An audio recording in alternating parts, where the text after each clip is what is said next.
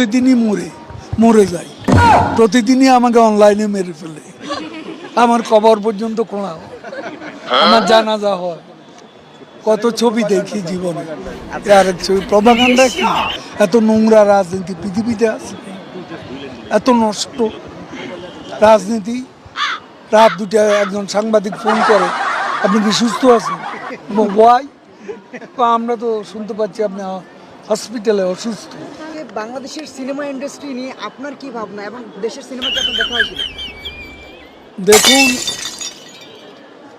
সিনেমাটা একসময় বাংলা ছবি দেখতাম,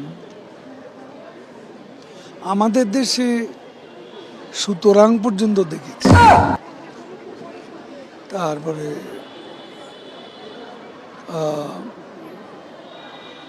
আমি মূলত উত্তম সুচিত্রার বই বেশি দেখতাম। উত্তম কুমার নায়ক, সুচিত্রা সেন নায়িকা। আমার মনে হয় বাংলা সিনেমা বেস্ট অ্যাক্টর, তাদের কোনো তুলনা হয় না। এখানেও দেখেছি ছবি, কয়েকটা ছবি দেখেছি, রহমান শবনম, এই জুটিটা ভালো ছিল, তাদের ছবি দেখছি। এখনো অনেকে রহমানের কে চেনেও না, শবনম এখনো বেঁচে আছে, কিন্তু এখন অনেকেই চেনে না। সাংঘাতিক হিট ছিল, সুপার হিট নয়। সে পাকিস্তানও তার হাজব্যান্ড রবীন ঘোষের সাথে গিয়ে অনেক ছবি করেছে। তো ববিতা, শাবানা, রাজ্জাক, নাদিম, এদের ছবি মাঝে মাঝে দেখা হতো। একটা বিষয় একটু জানতে,